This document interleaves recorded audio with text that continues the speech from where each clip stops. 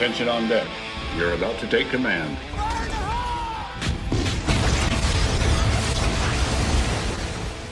Welcome to the bunker.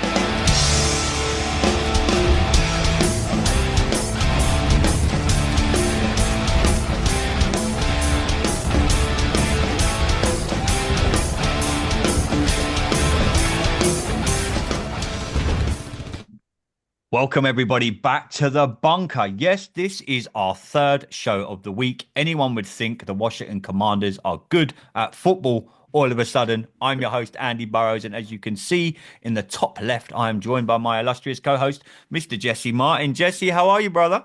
Doing fantastic, Andy. It's a great day to be a Washington fan. That's for sure. It is a great day to be a Washington fan. And what a great day to have a great guest. Joining us from 7 News, Natalie Spala. Natalie, how are you, my friend? Guys, doing great. And like you said, it is a great time to be a Washington Commanders fan. No complaints over here for sure.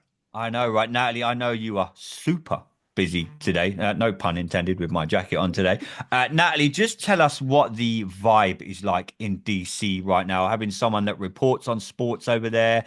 The Washington Commanders, football team, Redskins, we haven't been that good for a while. Now, all of a sudden, I'm seeing us on mainstream media over in the UK. We're getting talked about more than we ever have for all the right reasons for a change. Natalie, what's it like for you guys over there right now? What's the vibe you're getting from everyone on the Commanders? Yeah, well, simply put, it is beyond exciting, I can say. And I always like to preface these with I've only have a small sample size of what a lot of DC fans and DMV fans have seen over the last 10, 20 years of this franchise. I've been covering this team for 2 seasons, so I can say I did experience a pretty not so great team last year. And of course, it is night and day this time around. But just hearing from fans, I mean, you go out on the streets, you see people wearing Commanders gear, and that was simply not the case for years at this point. So seeing JD5 jerseys, I will say, I'm going to shout out my colleague, Scott Abraham. He bought a Jaden Daniels jersey. He has been covering this team for 8 years. Covering DC sports for 8 years. This is the first jersey he says he's ever bought from a DC sports team, player, anything. So I'll throw Scott out there a little bit just to say, you know, how exciting the people are. But it's funny because players, of course, they're excited. They know they have the right to play in this game tomorrow, but they're treating it like any other game. It's kind of funny because outside of everything, outside of the bubble in Ashburn, everyone is crazy. Everyone's so excited, so happy about this team. But players, I mean, they're attacking with this mentality of we've been there, done that. We're going to treat this like any other game. And I always like to say, if it's not broke, don't fix it. So they have truly attacked every game this season with a playoff-like mentality. We're just going to go in, do our work, not so much worry about what the other team is doing. We're going to focus on being on our P's and Q's, playing our style of football that we know we can play. And so far it's worked for this squad. So why change anything heading into Detroit? Yeah, I mean, briefly while we've got you, we got a chance on Saturday night. I was on with the Lions guys who we've got joining us soon. I was on their show last night. They invited me on, and it seems it's varied. I've been a lot of social media this week from the Lions side, especially in the States, where they're like, we've just got to turn up. It's Washington. We'll be fine. You know, they're coming in as the 6th seed, yada, yada, yada. In your opinion, someone that covers sports, watches sport, like you say, you've been covering this team for the last 2 seasons. We've been saying it for a while now. Let people write us off because we know what we can do. We watched every game this season. I never thought that we would have gone from winning 4 games to 12 games this season. Natalie, in your opinion, how far can this Commanders team go starting with tomorrow night? Well, guys, I'll do you one better because I'm not sure if you know this about me. I'm from Detroit, born and raised 15 minutes outside the city. I see you're nodding your head, so you know that. Yeah. So I grew up a Lions fan. So right now, I maybe am the opposite of Detroit fans. I am freaking out about tomorrow. I'll be completely honest. I think maybe a lot of fans think they lucked out with getting the Commanders. As someone who's covered this team all season long, this Detroit Lions team might be scary, but this Commanders team is perhaps just as scary based on what they've been able to put together this season. Close win after close win, last second win after last second win. I mean, this is not a team you count out by any means. You put up the stats and perhaps Detroit is the favorite team. Let's be honest, they are the 1 seed in the NFC for a reason. They are statistically the best team. Winners of the North once again, receive the bye for a reason. But this Washington Commanders team, I don't know. Everyone in Detroit might need to cool out just a little bit, calm down a little bit. I know being in the Lions Den at Ford Field, it is another beast. So I will be excited to see how the Commanders, how players go into that atmosphere tomorrow. But I mean, the spread is what the spread is. Detroit is the team favored to win, but this is not a Commanders team I will count out for a second. And if it's close going into the fourth quarter, I will just be one Detroit Lions fan that will not be breathing a sigh of relief until the clock hits zero, guys. Yeah, one more for me before I let Jessy come in, Natalie. What's the vibe back in Detroit with reference to the Commanders coming into town? Like I said, I was with the guys yesterday, and they mentioned we're going to experience an atmosphere in that stadium like no other atmosphere that we've ever experienced. But back to your point, is like Jaden and the Washington Commanders just seem to be taking it all in their stride. We went into Tampa last weekend, and everyone was like, "You haven't got a chance against Tampa. Well done, you've got to the playoffs, but this is going to be you done." We went in, and in my opinion, and a lot of people's opinion, we deserved that victory last week. We hung in a game. What's the vibe you're getting back from everyone in Detroit about tomorrow night? Yeah, I mean, that's one parallel you can kind of grab for both of these teams is that they've been historically bad for so many years. I mean, I had season tickets with my parents. We were there for the 0-16 season. So we were used to turmoil and not being good. A little bit different from maybe a little bit more of the scandals that have been here in DC in recent years. But I think a fan base can truly appreciate, starting from the bottom and building up. So that's one thing I think Detroit fans will never forget. And they're proud of that. There are so many people that supported this team, including myself, when they were 0-16. So it doesn't matter if this is a losing team, a winning team. That's just who Detroit is. They're always going to get behind their sports teams. But with that being said, guys, it's a lot more fun when you are winning, and you can feel that in the city of Detroit. My mom's a preschool teacher, so they've been wearing Lions gear every day. The students, the teachers, I mean, you can just feel it throughout the city. I know it's freezing cold back there in Detroit like it is here in DC, but I know people that are going to be ready to tailgate tomorrow. I mean, the city is alive and well. But again, that's another parallel you can grab from this fan base. There's so many Commanders fans that are heading to Detroit. They are going to be proudly supporting this team. So it's truly going to be a matchup of two teams, two fan bases that have truly earned everything they've gotten over this last season. Yeah. Jessy? Everything's about Jaden Daniels nowadays, and he is one person. But Natalie, can you speak on the effect that Josh Harris and the owner group, like Mitch Rails, Mark Ein, Magic Johnson, what that group has done to affect the city in the way it has? I mean, RFK is back on the table now, and becoming really close to really happening. So can you kind of, expand on that? Yeah, I always like going. I mean, you see guys like Terry McLaurin and the leaders in this group who have been dealing with loss after loss. And so those are the guys I'm extremely happy for this season. But I want to mention Adam Peters and that ownership group. I mean, Adam Peters came in here as a first-time GM, and it's now unfolding before our eyes that he was playing chestnut checkers back in the beginning of the season. He had a vision for this squad, bringing in Zach Ertz, Bobby Wagner, guys who a lot of people wrote off as, their prime is well behind them, but they can add, a few leadership tactics and kind of bring the culture aspect back to DC, which was lacking in the offseason. But now we're seeing those players, Zach Ertz, Bobby Wagner, Austin Eckler, being contributors to this team as well. So you're benefiting in multiple ways from these guys.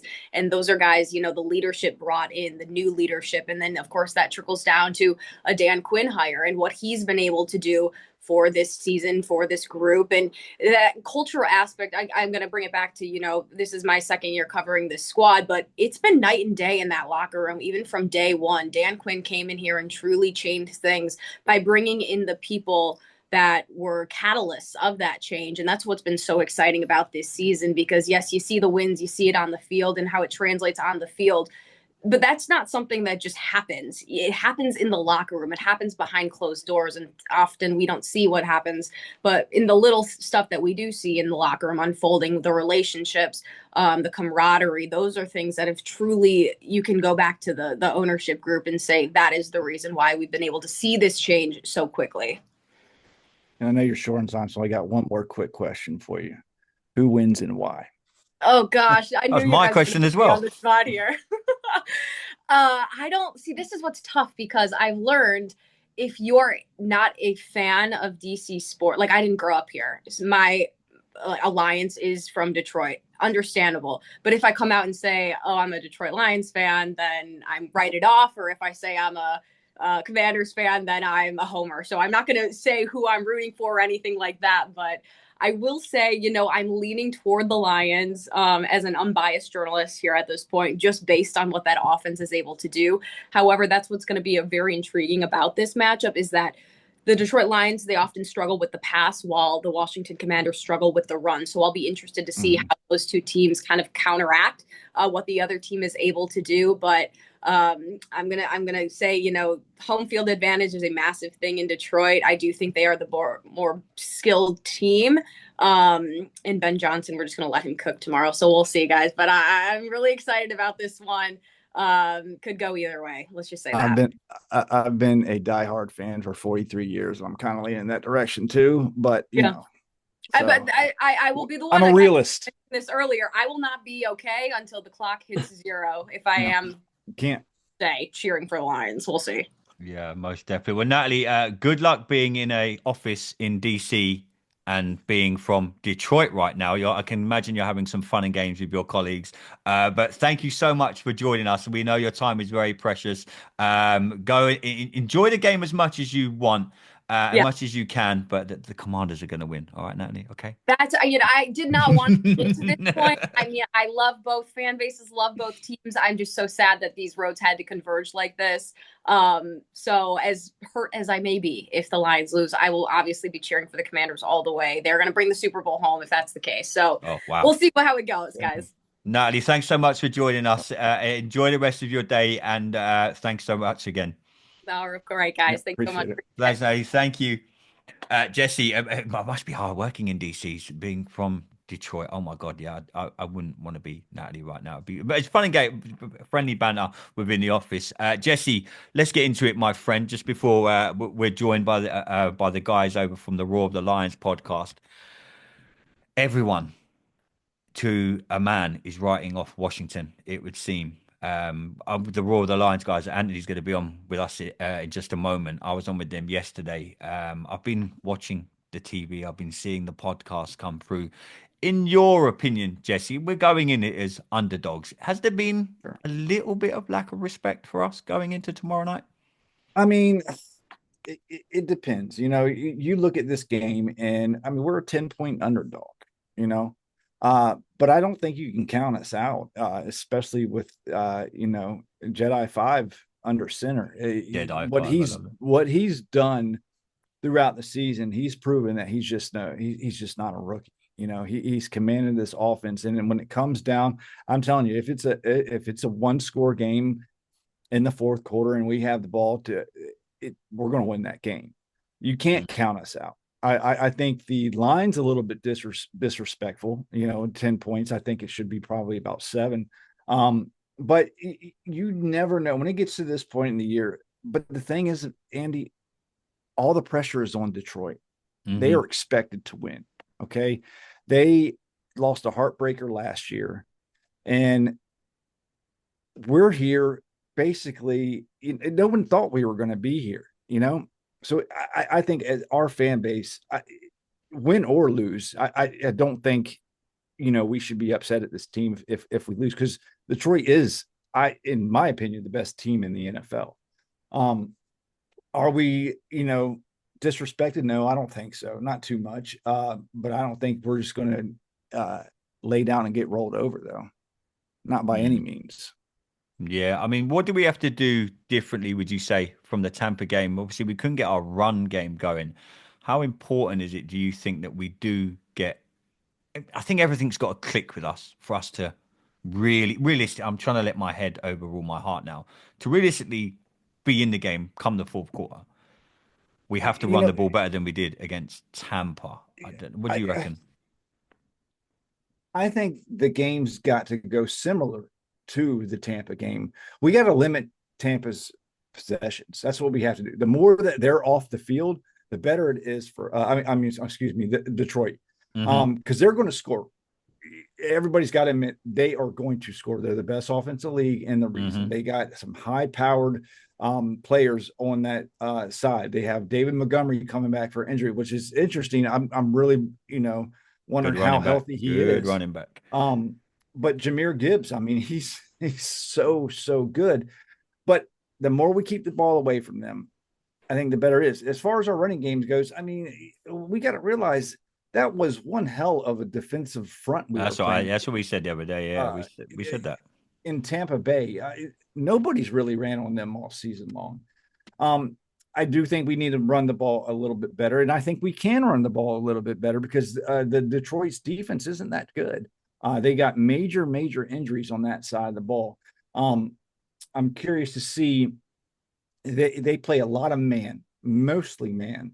And if they do that, I think we have a hell of a chance because players' backs are going to be to Jaden Daniels, and Jaden Daniels is just going to run all over him. Yeah, I think he's going to if they blitz him.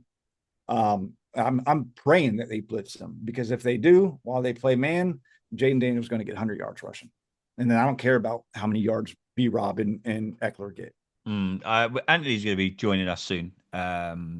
He mentioned to me yesterday when I was on with them, he said it'll be interesting to see how the Commanders cope with the atmosphere within the stadium. Yeah. He said it's going to be like nothing that we've experienced. Hartley was on with us yesterday, and we were all chatting over on their podcast, and we said hence why the Commanders have been practicing outside this week. How do you think we negate what we're going to walk into? Because let's not lie. Let's not just pretend, we're going to walk in there, we'll be fine.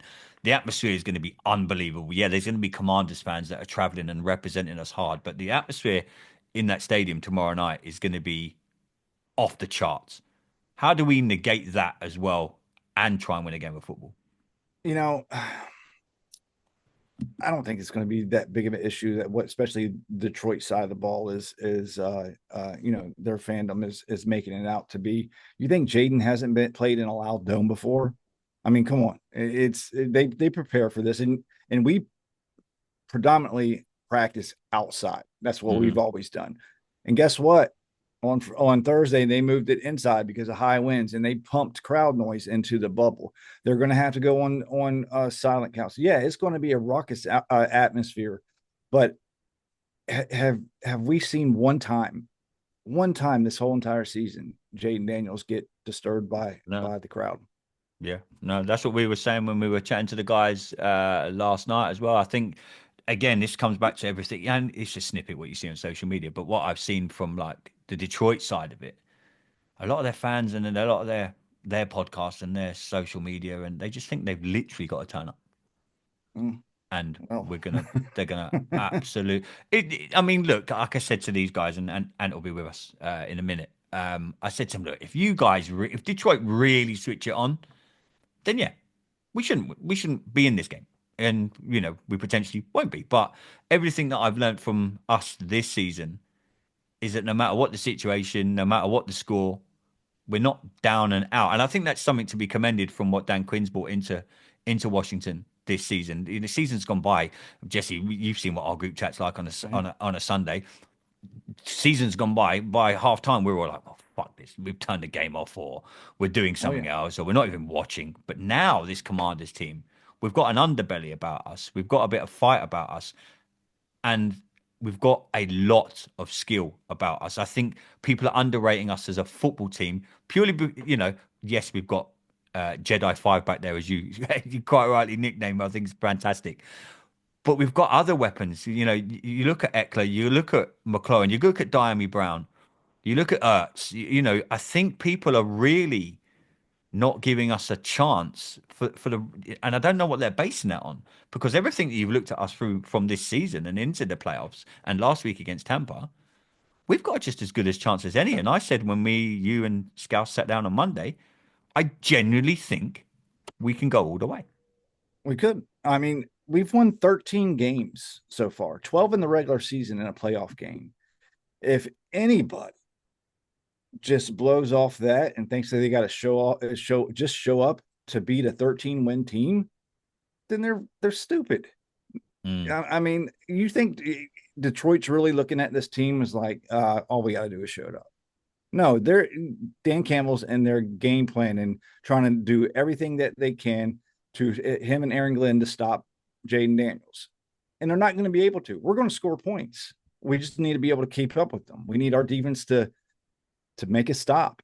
We need for them to make a mistake, because JD5 doesn't make mistakes. And when they do, it's very rare. Yeah. Yeah. I mean, what do we need to do defensively as well to be competitive in this game, would you say, Jesse? Yeah, we got to turn the ball over. We need to catch a couple breaks here and there. Our defense isn't that great. We're really bad in between the 20s. We get a little bit better in the red zone. But we need to have a little luck on our side, to be honest with you. Jahmyr Gibbs is going to get his. I mean, that's just the fact. We did a pretty good job against Bucky Irvin, but running backs have had us all year long. I think this is going to be a big game for Frankie Louvu and what he's going to do, because I think he's going to have to really key in on a Jahmyr Gibbs. And I'm really interested to see what David Montgomery has on his first game back to Detroit, which is kind of baffling. Everybody thought he was going to be out for the season, but we need to try to limit the run. But I mean, Detroit's got weapons everywhere. If you're going to stop Jahmyr Gibbs, well, guess what? Amon-Ra St. Brown is going to go, for 100, 8 catches for 120 and 2 TDs. Then you got Jameson Williams that's going to have 2 80-yard bombs over the top. So you kind of got to pick your poison in that aspect. And I think it comes down to the offensive side of the ball rather than the defense in this game. Yeah, no, I think you're right. I mean, how important, how do you think do you think we'll change anything with the run game? Because obviously we couldn't affect it last week with B-Rob. And I think I must have listened to God knows how many shows and podcasts this week saying, what do Washington need to do different? I mean, is this the stage of the season where you really want to try and do anything different, if that makes sense? You can't do nothing different. I mean, it's late in the season. Our O-line isn't good. They're not, they're not opening up holes. I mean, the Vita Vea was smashing Tyler Biotish and Nick Allegretti. He was getting off the ball so quick, and there was nothing that B-Rob can do. I think we're going to be a little bit better this week. I could pretty much guarantee it. But I can't think of the rookie's name, but those two guys just mutilated our offensive line, and there was nowhere to run. It didn't matter who you really gave the ball. I think you're going to see a little bit of some RPOs and some options. That would be probably a little bit wise. Try to get to the outside, and maybe get the running backs involved in the passing game a little bit better to kind of mitigate some of the lack of running. Yeah, no, I'm multitasking here, Jesse. I need to send a link to Anthony, who's joining us now. There we go. Yeah, no, I think you're right. I mean, so many people have made a big deal of what we've got to do with our run game. I don't think you want to change too much, because I think why would you now? Yeah, we'd all love to have the B-Rob and our run game be a lot better than what it has. Maybe the last 3 or 4 weeks. I mean, we still made the playoffs, albeit with not the best run game. I mean, I don't know. What do you put it down to? Why we haven't been able to do what we've done, say, the first 7 to 8 weeks? It's caused so much chat this week amongst us. JP Finley and B Mitch are talking about it today. I think I heard that this morning. They're saying we've got to fix the run game. We've got to change this, and this. And I'm thinking, this stage of the season, Dan Quinn isn't going to go to B-Rob and everyone else go, right, we're going to rip up everything that we've done and try something completely new in what is our biggest game, and definitely probably the biggest game I'm going to watch in my fandom. Did you know what I'm trying to say? Yeah, it's funny. Everybody talks about B-Rob's lack of vision. Well, he didn't have a lack of vision earlier in the season when the offensive line were opening up gaping holes. You think he's gone blind before that? No, it's not. It's accumulation of things. It's the season has gone. I'm sure everybody up front is nicked up, and they've started playing better defensive lines. It's too late to try to fix something. You can't bring in any offensive linemen. You're not going to bring in any new running backs. You're just going to have to try to, take the playbook and mix it up a little bit and try different things, to see if they work. What do you think Cliff Kingsbury does a little bit different this week? Is there anything that I don't think you're going to change anything drastically, but to negate what we've gone from doing against Tampa and later on in the season, just at the end of the regular season when we had to beat the Falcons, etc., etc. Is there much you think that he'll tinker with that will catch like the Lions off guard, if that makes sense? Because we're going to be well scouted, or is it just a fact of, look, this has got us to the dance. Let's do what we've been doing. Do what you're doing. I mean, this is one of the top offenses in the entire league. So why change it? That's there's do what got you here. That's it, man. Yeah, no, yeah, mate, you're absolutely spot on. Talk of the devil, here he is. From here they both are. There they are, the boys. Matty and Anthony from the great podcast over at Raw of the Lions UK. A long time no see, boys. I was on with you guys yesterday, telling you how we're gonna win, and we're gonna win well. But it's great to have you on the show, guys. Welcome to the bunker. I appreciate you having us. Cheers, Andy. No problem, no problem. Matty, me and Jessy, this is my co-host, Jessy. We were just talking about the Washington run game and how a lot of people I've listened to a lot of shows today in Washington, Matty, and talking about how we've got to change our run game and how we've got to do different what we've done against Tampa. For you boys, we were just saying you're at the stage of the season now where you don't really want to tamper with too much and you don't want to change too much. What are you boys expecting from the Commanders tomorrow? Oh, it's a tough one, isn't it? Run game wise, it's been a struggle at the running back position, but then Brian Robinson's got 800 odd yards this year, so it's not been a total disaster either. I'm expecting it to have a semblance of life, and I mean that with Daniels back there, it gives us two things to talk about, and we struggle with that. So, but you're right, don't change too much. You are who you are at this point, and sometimes you can go away from tendencies and take people by surprise, but the really well-prepared teams are not going to be. So just be what you're good at. And actually, I think I said it to you yesterday, but leaning into the quarterback run game is something that I would like to do if I was you guys, because it's the one thing that we're really bad at defending. I think maybe over the last 2 years, although we've only given up 100-yard rusher in that time, I think we might have given up the most yards to quarterback rushers. Yeah. I'm not researched that, but we've got to be up there because we're just right bad about at that. it. Yeah, you are right about that, Matt. So you might be scared about Jaden getting hit, and I think we talked about that yesterday too. But you know what? Do you want to win the game or not? That's the way to do it. Yeah, no. And is it the same kind of situation for you? I mean, where do you think this game will be won and lost tomorrow? Obviously, you guys, no great surprise, are going to be thinking that you're going to win. We think we're going to win. But what's it really going to come down to? I was on your show yesterday, and we all agreed it's not. A lot of people have said if Detroit really turn it on, it's going to be a blowout. I think even if you really do turn it on, I still think you're like I said to you yesterday, you probably will win. I don't think it will be a blowout though. And where did you think the game's going to be won and lost tomorrow? I mean, every team has its Achilles heel. And, if I'm the Commanders, you look at what the Bills did to us a month ago, and, you have a dual threat quarterback, you on the day have a very good rushing offense, you've got a lot of good playmakers. And what the Bills did to us, because they're the only team who've got a 100-yard rusher against us since December 2022. I mean, this is a long time.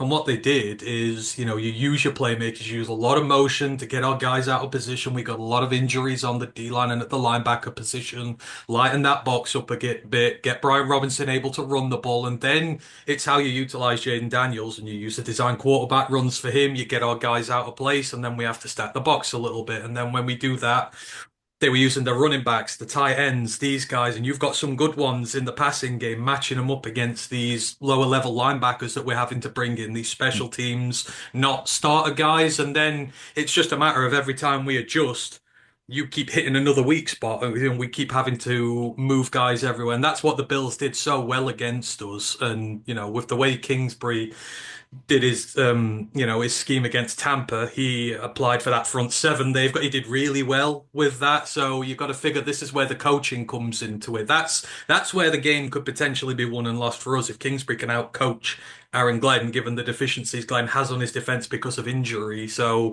that's what you've got to be worried about, and it's the dual threat quarterback that it all stems from. So, like I said, you've got to be aggressive, right? This is the playoffs. This is win or go home, and don't don't leave anything out there. Just bring your bag of tricks, bring your box of tricks, and execute it well. And that's where we might have some issues. Like obviously, that's how you do win it. Whether you do or not, I don't know. But you have every team has a weakness, and that is ours right now. So that's what you guys have got to do. I mean, I think. Go, Sorry, no, go ahead, Matt. one of No, the go. other things in terms of against Tampa, you got the ball out of Jaden's hands very quickly. A lot of behind the line throws, that sort of thing, which I thought was quite gutsy because Tampa are extremely quick defense, but they're also Oh, yeah. very aggressive up the middle, and I think you caught them a few times. We are very good defending that sort of offense. I don't think you should be looking to do that sort of thing. And if that's a tendency, maybe move away from that. But what I would be saying is, in the Bills game specifically, Ty Johnson killed us as a running back, but not in the running game. They picked on the fact that we were weak at linebacker and consistently matched up him against a linebacker. We don't have that problem now because we've got Anzalone back. But with Carlton Davis out, and Terry and Arnold as a rookie, who I think has come on actually really, really well. But he's still a rookie, and he's not a world beater out there. And then Amik Robertson's on the other side, and Amik has been fantastic, but he's a 5'9" outside corner. So can you get Terry McLaurin on him and try and beast him that way? I don't like a lot of the matchups out there, but if I had to go after something, I'd go after that rather than so like the screen game you're going to be coming up against Brian Branch in the nickel, probably the best guy in the league at defending that sort of offense. So I'd rather go after Amik Robertson and Terry Arnold than him. Yeah, the things Cliff Kingsbury has a wide variety of things that we can do to defenses. But my question is, you guys, the Lions are play mainly man defense, and Jaden Daniels has eaten up man defense all year long. Do you think his plan is going to continue with the man and put a spy on Jaden? Or Look at Matty's face. because I think that would be an awful idea. And That's what I've been hearing on the radio. That's disgusted what I've with you been right now, hearing. Jesse. That's what I've been hearing on the radio. I'm just curious what you guys fans actually think about that. We'd love that as a Christmas present using spies, but it's not really in our repertoire of stuff that we do. So, like we're very like we've wanted to go to the man scheme. It's what Aaron Glenn does, and he's let his corners go out there, and you've seen trial by fire growth with these guys, and I would expect it to continue because the whole point of this is it's trusting your guys to go out there and be the best they can, and it allows us to implement our defensive scheme better. So. I know you have to adjust because, like, we have the same question about you guys. Your defensive scheme you run, Jared Goff loves playing against that as well. So are they going to do anything against it either? I don't know. It's going to be a cat and mouse game, you feel. Yeah. So, but I would expect them to start off as they usually would and adjust as they go along. Because as I say, they're trying to get these guys accustomed to being on an island and doing. That's why Terrion's come on so well this year. It was tough to start with, but because they've just persisted again and again and again. He's got there, so yeah, I just just putting that out there. Jaden is awesome against the blitz, and when cornerbacks have their backs to him, he just goes off, and that's one thing that looking at the Lions defense that I see if we do have a chance in this game, that's where it's at. And I think the matchups, like you mentioned earlier, I think the matchups are in our favor when it comes to your defense. Your defense has been ravaged this year with injuries. I knew you guys are getting a couple of them back. But Brian Branch, I love Brian Branch, man. I wanted us to draft him, and I was disappointed when y'all did. But I think every defensive coach in the history of Jaden Daniels or in the future of Jaden Daniels is going to have a nightmare in defending him because he can beat you in so many different ways. It's like I'm interested to see what Aaron Glenn does because not many defensive coordinators have been able to get the best of him, even if he's just a rookie or supposed rookie. There's no doubt that Aaron Glenn is going to be who he is. We're going to play man defense. If we spy, it's going to be a snap or two at most. Against Josh Allen, we did it once or twice when we'd like to do it significantly more than that. And he's going to blitz, even though Jaden's really good at it. So you're going to have your opportunities. So in terms of that matchup, I think you are going to have exactly what you want. And does it come off? I mean, it's just, it turns the game into a series of high leverage plays. Sure. And who is going to be clutch. And both teams have been clutch down the stretch. So the only thing I'd say for us is we have been getting players back on this defense are better blitzers. We're getting back now. Obviously, Alex will do it from time to time from the linebacker position. Iffy, our safety, Melifonwi, he will come. He's excellent at it. Half a dozen sacks for him last year. Getting him back's been huge. So we're getting back our better personnel who can do this. That's where we've struggled with. We've lost most of our best blitzers. Derek Barnes, our linebacker, we lost him. We didn't have Iffy for a big part of the season. We've had Alex missing 6 weeks. So we've blitzed, but not necessarily with the guys we want to. We've just lost guys who are in pivotal positions of our scheme. Sure. We've got them back now, so my only thing would be like, hopefully we can maybe do it a little bit better. But it's going to be. And there's the other stat that came out, and I think this is maybe a symptom of the fact that we do blitz so much, is that when we don't blitz and we only bring 4, we're second in the NFL in pressure rate. Yeah. And that's insane considering people think that we're a depleted defense. To have a pressure rate at 38, 39% when Daniels is being pressured on 16% of his dropbacks this season. I think you're going to face a defensive line that might surprise you, even considering how banged up we are. Aiden's not there and we're still managing to get that done. So we do struggle converting that pressure into sacks. And flushing a rushing quarterback out the pocket but not getting home is not the best recipe for success either. So, it's going to be really interesting to see how things go on this side of the ball. This is what wins the game right now. Because if Daniels is moderately successful, we win. If he's trashing us, it makes it a shootout, I think. So, and that's going to be a really fun game. That's what, I think that's what it's going to come down to. I think it's going to be a high scoring game. I think the over under is 55.5, I believe. Speaking of injured players coming back, David Montgomery, I mean, how surprised are y'all that he's coming back? How's he even back, by the way? Yeah. How is he even on the field? It's what our team is. They are, grit's it's not just a play word out there. Y'all got some super juice you're injecting in those players. Yeah. I mean, it's our bit of luck. I mean, we've had 25 odd guys on IR, so getting one of them back a little early is like a little bit of fortune back for us. But these guys want to play. Like, these guys are absolutely desperate to go out there and play. And there are some guys who are out for the season who've been pushing desperately to get back as well, and they've not quite made it. But it's just sort of a symptom of the team and how it's built. Like, they just never say no to them, and they were always able to. But getting him back is huge again for us. Like, the reason Jameer Gibbs has been so good is he works the rotation with Monty. We don't overexpose him during the regular season, so they've both got a lot of mileage still on them, and having him back is going to be great. And then another byproduct of him being gone is our backups have been playing a lot more. So our backups are ready to go and they look great. And then the 1-2 punch is ready to go and look great. And the one thing you guys struggle against is the run.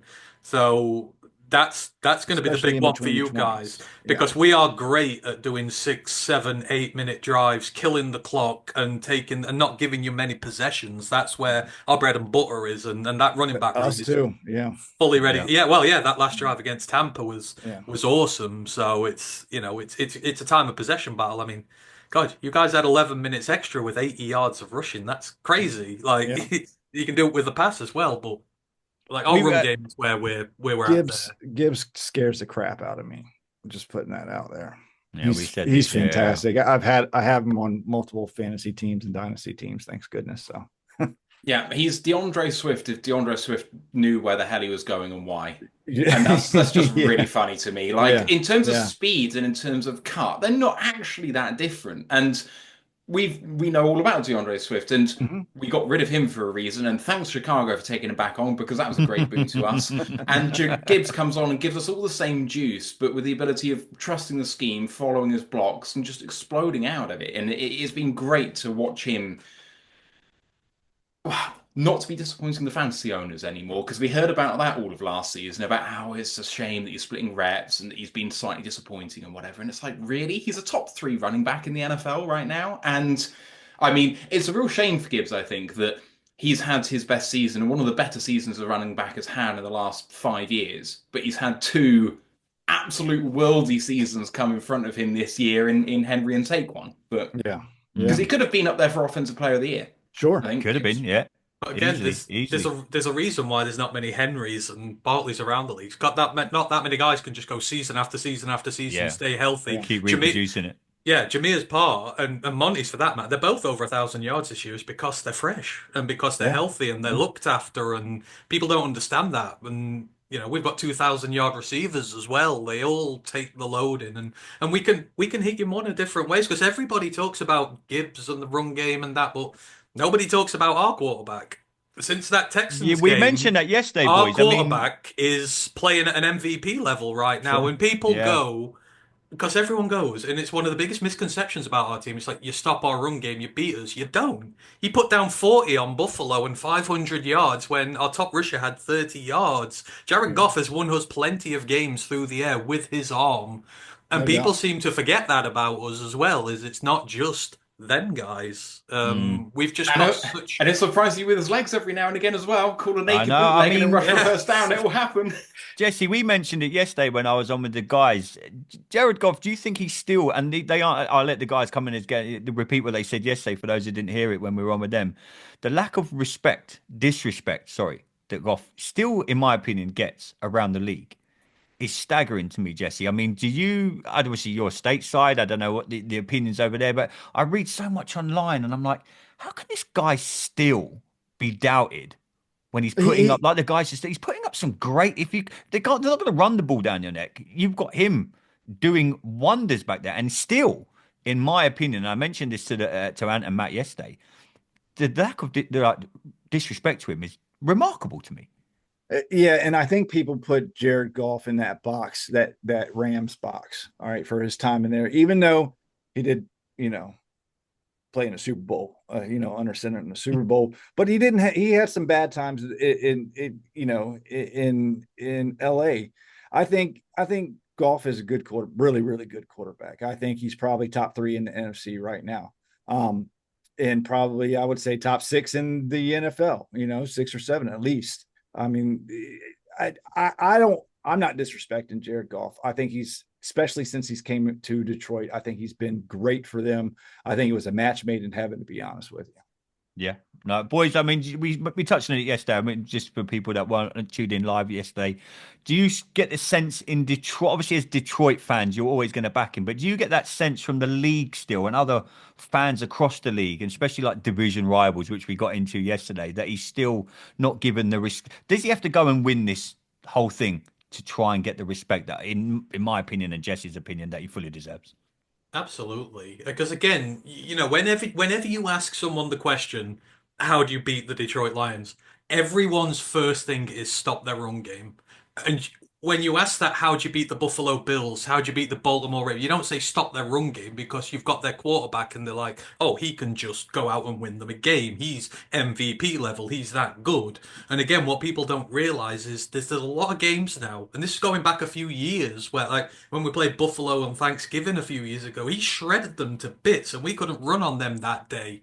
And no one was watching. They just assume he is a byproduct of our system, who's stat padding, for want of a better word. But he had 1,000 yard rookie tight end last year. Like he's gotten to 1,000 yards. He's got Jameson Williams to 1,000 yards this year after a rocky start to his career. He's not just settling on one guy. He's got several targets who've got over 1,000 yards now. He's as confident as ever, and it's all about the mental aspect with a quarterback. He threw 5 picks against the Texans and still led us on game-winning drives. Most people who throw 5 picks get benched and they get thrown. It's a sign of his maturity here. The criticism is water off a duck's back to him now. When he first came, we were all naysaying and doubting. He turned the ball over. He didn't look confident. That quarterback's gone. That quarterback doesn't exist anymore. He never lets it get to him. He plays great under pressure. He's turned this entire franchise around. He's the quarterback who's taken us up to these heady places for the first time. He is absolutely still getting disrespected because no one really put him out there for an MVP or anything. But MVP for me, it's more what have you done for your team as well? And he's taken this team from the abyss and put it on the brink. Not many quarterbacks in his situation do that. Yeah, I think a lot of that too is it's a pick your poison. There's a few teams that are a pick your poison team. You have the likes of the Lions. You got to stop one of them. You're going to focus on the run, or you're going to focus on the pass.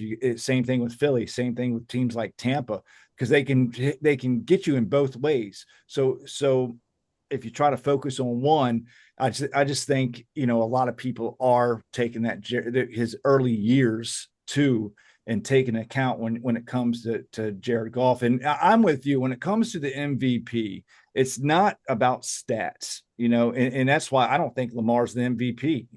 Look what Lamar has around him. I think if you're looking at MVP, it's the most valuable person to your team.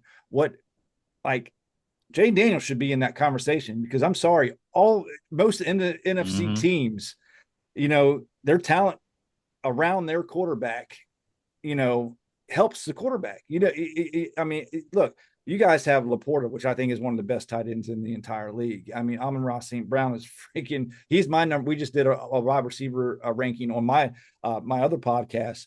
I have him at 3 in the entire league. I love St. Brown. And you have 2 great running backs. When you put that talent around that team, that makes that quarterback, so confident, because he knows he can do anything, because you got so many ways to kill another team. You can either run the ball down their throats, or you can pass it all over the yard, so to speak. And like when you talk about a Josh Allen, what he has to work with around here. I think Josh Allen has had a fantastic year because he doesn't have all that talent around him. He's putting that on his back. Same thing with Jay Daniels. We don't have the talent on our team. We have Terry McLaurin. I mean, that's what we got. We got an average at best offensive line. We have an older running back in Austin Eckler, who's still, doing his thing, and then an average running back in Brian Robinson. What else do we have? We've been searching for a number 2 receiver forever, it seems like. And every week is a different receiver just stepping up to take some of the pressure off of Terry McLaurin. You've got a great 3 in Zacchaeus, and I said that yesterday. I'm going to stand by that. I think he's absolutely brilliant and has been for the last month. He's brilliant until he drops the ball in the time that we need it. But it's funny. Let it go, Jesse. Let it go. But it's funny that you put it that way, and like what they got around him. Because me and Matt, we've had the same conversation about Campbell and Coach of the Year. He's never won one. No. And what he's done for our franchise, where he's taken it from, where he's taken it to constantly be overlooked for one individually good season from somebody else, to the job overall he's done. He should be a Coach of the Year. He should have been in for it this year. Because everyone's like, oh, yeah, he's been in the NFC Championship game last year. The expectations are there. You're not looking at the big picture of what he's turned an historically bad franchise into a contender. Year on year got better. And the fact that he doesn't have one really grates with us, because the guys who've won it in the years he's been there, they've not done anything anywhere near as good as what he's done with his franchise, because people don't take the big picture into account. They take the 1 year. They're probably going to give it to someone like O'Connell this year, and that's going to rub me the wrong way too. I do think that O'Connell has a great shout for it, though, and I mean, he does. It really annoys me that I'm going to go to bat for the Vikings head coach, but here we go. If you look at what the Lions, I am going to clip the shit out of this, by the way. Please do. Go him up. So the Lions have obviously had loads of players on IR. You referenced it before. If you have a look at the dead money in IR that we've suffered this year, it's something like $80 million. So it's about 1/3 of our cap is not on the field at this point. O'Connell has the same amount of money not available to him on the cap this year, mainly because of what happened with Cousins, but they've cut a few other players. I think Daniel Hunter's still on there because it was a post-June 1st thing from when he left for the Texans. But, he's been operating on $150 million of cap. What he's done this year has been exceptional. And I know it shouldn't be how far above expectations are you. But when we did our season predictions at the start, most of us said the Vikings were going to be 3rd or 4th in our division with about 7 wins, 6-7 wins. So the fact that they get to 14 and almost get the number 1 seed, that is remarkable. And as much as I want Dan to get it this year, he should have had it last year. This year, I think it's a better shout for O'Connell this year than it was for Dan last year, and I think Dan should have had it last year. So whoever gets it gets it. But just on Goff, he's only had 5 drops this season. I know you're not a massive fan of stats, but I'll drop that one in there. His receivers have been absolutely fantastic. What I will say about that, and what actually that stat says to me, is that he's not just an accurate passer. He is putting the ball in the breadbasket every single time. He's not just accurate. he is putting his players in the position to win. With Jameson Williams, the reason that he's able to accelerate from people so quickly is because it's on time, in stride, Not breaking stride, every yeah. single time. And the other thing about Jared that goes underrated, okay, he's putting it exactly where it should be. If you get 5 picks tomorrow, we can still win the game. We've done it to the Texans this year. Even when he should go into his shell and most other quarterbacks would crumble, he still throws the ball. And I think it's such an admirable trait of his, because when he first came to us, he was a broken man, and we've spoken about this a lot, but his last year in LA, when he got dumped, he looked bad. His first year in Detroit, he looked worse than that. And I was openly calling for him to be cut halfway through that first season. And now you look at him and you throw 5 picks in one game and we still win it against a team that won their division and went to the playoffs last year and were one of the favourites on the AFC side. So good luck facing that, because that's a level of belief that only the elite have. We had 5 turnovers in a game and won against Philly. Just putting that out there. Just throwing it out there. Yeah. We'll raise you your 5. But boys, let's just end on this today. I'll get Ant and then Matt. We'll come to you. Detroit win if, Detroit lose if, and you can take win. Detroit win the game if. Detroit win the game if they approach this game correctly, which they will. They will, come out hard, get at you early. Because the trouble, like against the Bills, the first 2 drives of each half, we got no points. That's ultimately what lost us it, and it's sometimes where we are a bit vulnerable. If we come out strong, set the tone, run the ball well, we'll control the time of possession, we'll probably dominate it by sort of 10, 15 minutes, I'm hoping.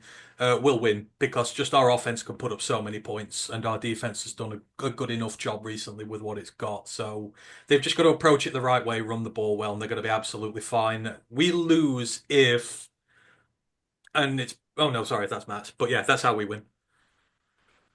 Oh, we lose if it's mine. Oh, fantastic! Yeah, Thank you. It's all on you, mate. Well, you've just been again. You've just been blowing smoke up the Vikings head coach. Yeah, so you may as well predict our demise as well. Yeah. How do the Commanders win this game, mate? We lose. You guys lose it. If what happens? I mean, if Jaden Daniels are surgical, if you guys run quarterback power with efficiency, don't convert on 3rd down, all of those important things, and then just get a little bit of luck. You end up having the last possessions on the first end of the first half and at the end of the game. That's going to go a long way. And who gets the last possession can be a flick of a coin sometimes. But, I think a lot's actually going to be defined by what happens on the first drive for either team. And actually, I've been having an argument in our Discord channel about whether you want to take the ball or not. And the Lions seem to want to take the ball a lot instead of deferring, which is obviously the trend around the league, is you always defer. Lions like to take the ball, they like to score, and they like to play from front. We can play from behind very well, but it's very hard to play us from behind because we're just relentless on offense. If you can have the ball first and score, it's a really good way to start against the Lions. That's the thing, that crowd down some. The Bills actually let us have the ball first, but they stymied us on the first 3 possessions, and they won by 6. So you've got to stop us in the first quarter. If you can do that, you can win the game. Jessy? I mean, that kind of goes with us a little bit. It's the same thing, because we can score on every possession too. We've had multiple games without punting. Yeah, and the Lions and us are first and second on going out on 4th down. So we're the only 2 teams, aren't we, with no turnovers and no punts in 3 games this year. And both 50% or above on points scored in drives. I mean, it's remarkable the similarities in the teams. It is. Yeah, because we've said we want to see the punters on a live stream playing Mario Kart during the game. when they don't have to punt, they're like, oh yeah, okay. Just sitting there recording a podcast or something. Yeah, it's going to be a fun game. In the beginning of the season, I put a futures bet in the beginning of the season. I have the Lions in the Super Bowl, Lions Bills Super Bowl, and Lions winning the whole thing. So I did that before the season started. What are you saying now? I mean, we got to play on Saturday night.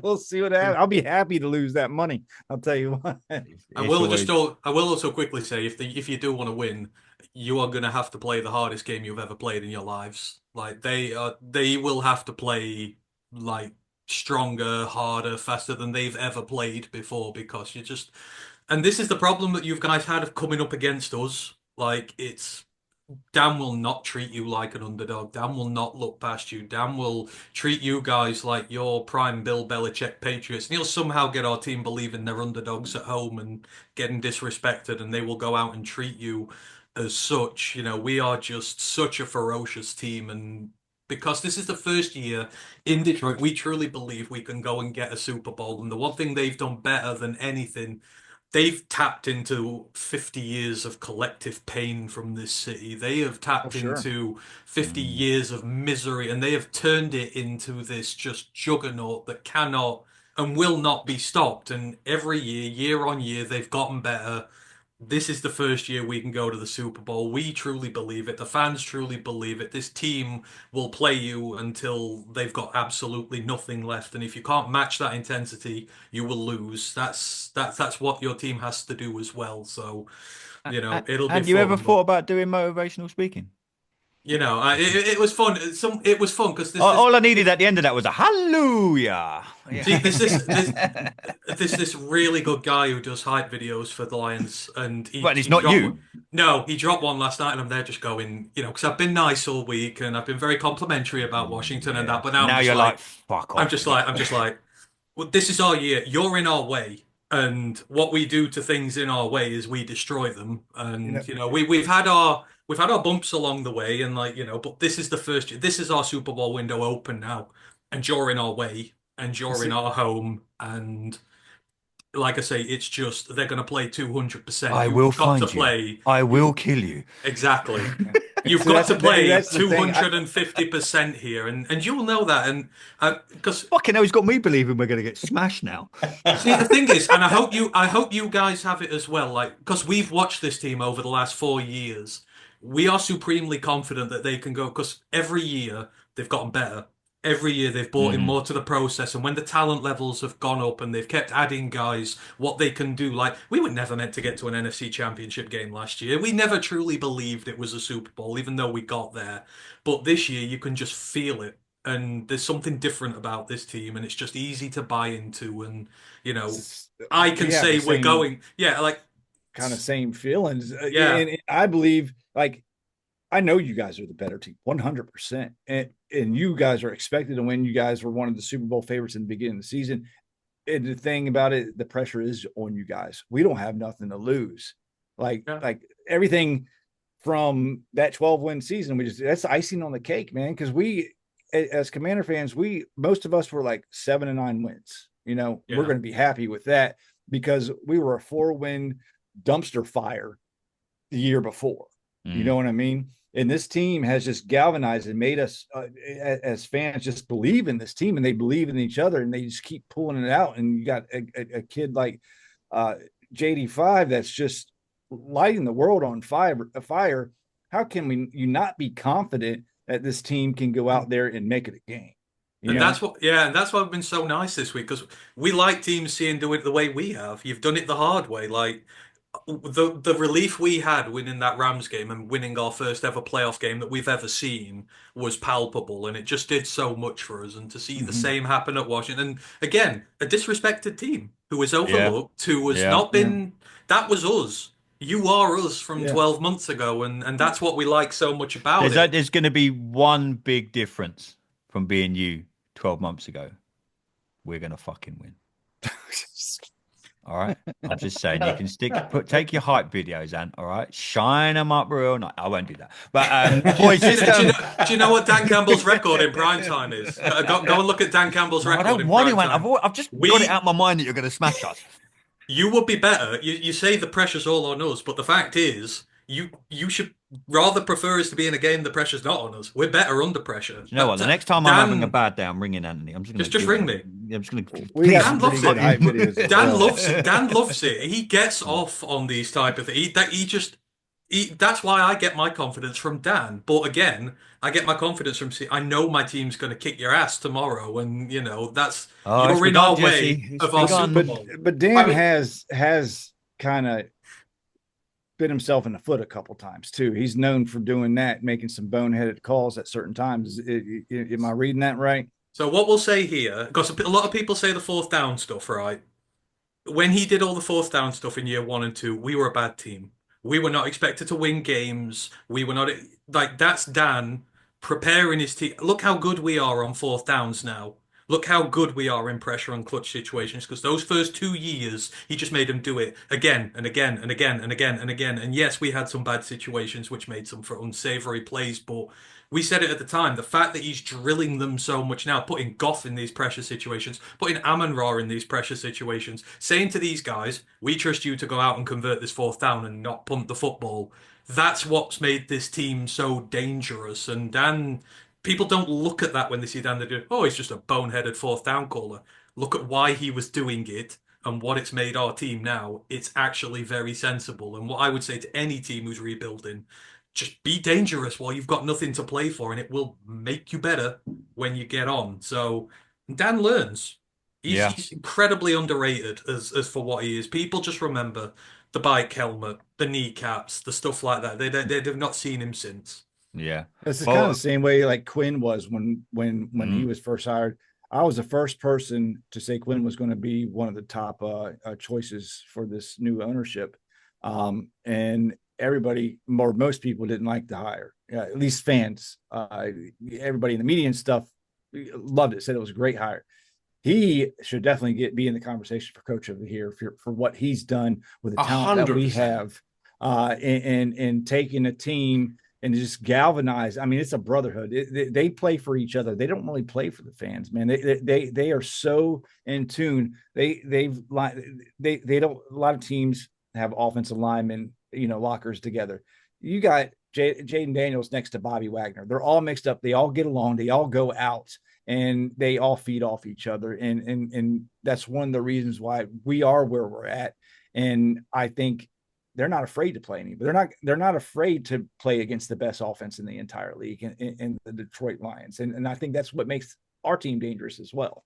Yeah, I think most definitely. What's his motto? What did you say? Anywhere, anytime, any place. Yeah, anywhere, anytime, any place. The biggest thing that Well, I think the thing is about this game is, and the biggest thing that the Detroit Lions are going to be remembered for, is that they were the team we beat when Jaden Daniels won his first ever Super Bowl. See, anyway, on that note, what I was about to say is Andy is the biggest shit talker in our Washington podcast. I love it. I love just putting it out there. But just on Dan Quinn, very quickly, you have a look at what he did in Atlanta, and he got fired after an 0-5 start in his 5th or 6th season there. You lose your offensive coordinator, that's tough. That's why things went downhill, and obviously Shanahan's a genius. Yeah. But if you have a look at the team he built there and how much he was let down by his GM and the culture he had there initially, it's no surprise to me that he's really good. You have a look at what he did then in Dallas and the defense he built, and then how much that took a step back after he left. I mean, it was always going to be a really good hire, and he's a good man. Like, if you want your team to buy in because you believe that the head coach genuinely is a good person who has the best wishes of the team at heart, like he's fighting for them as people as well as just wanting to win for himself. Dan Quinn's absolutely that. So he deserves it, but why on earth people doubted it? And to be honest, why it took this long for him to get a second chance is absolutely beyond me. I think the retread aspect of everybody thought he was a retread, and we went through that process with Ron Rivera, and that crashed and burned, and a lot of people were thinking, well, that's another Ron Rivera type of hire, and I'm one of the realistic fans. I try to keep it, this guy over here, he thinks Terry McLaurin is the best receiver in the entire league. He's elite. You don't think he's elite, and we all think he's elite. Where you chat shit and don't think he's elite.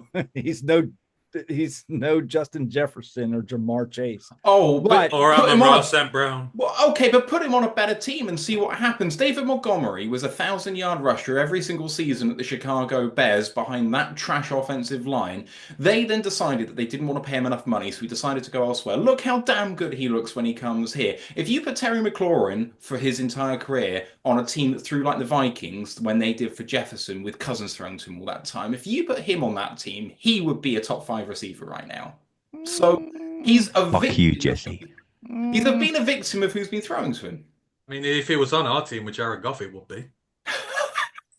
Honestly, this guy, boys. It's been great having you on. Just quickly tell people that are listening, that are obviously going to be Lions fans tuning into this as well when we all share it out there, where they can find you, the amazing work that you do over on the podcast, boys. Well, Rural Alliance UK, we're on twice a week. We're live during the game as well, all over the internet, on social media. Just search Rural Alliance UK. You can find us there. There's 6 or 7 of us that come on at various points in the year, and it's a great bunch of guys. So yeah, just cheers for having us on. It's been an absolute No pleasure. worries, mate. Honestly, I've loved the last couple of days, and he's dying to say something. What? I was just about to You're say, going to motivate me so much whether I'm going to run. And we do a college no, podcast. I was about to obviously. say, and as of Saturday night, you'll be able to find us in the NFC Championship game as well, so you can find us there. What, are we playing Madden, are we? Oh, okay. I'll see you on the Xbox, boys. It's been great. Honestly, I've loved the banter. No doubt we'll speak over the next 24 hours and during the game and on social media. But keep up the good work. I won't wish you too much luck because you're not going to fucking have any, because we're going to win. So it's unfortunate. You will win you will get there one day. You will see your team win a Super Bowl. It's just not going to be this season. But all joking aside, I wish you all the best. Keep up the great work with the podcast. Jessy, we will be back on Monday to talk about the Commanders' victory, the game. We'll see what happens then. But you can find us on Twitter at Commander Bunker. I've been your host, Andy Burrows. Till next time, everybody, bunker down. Stay safe.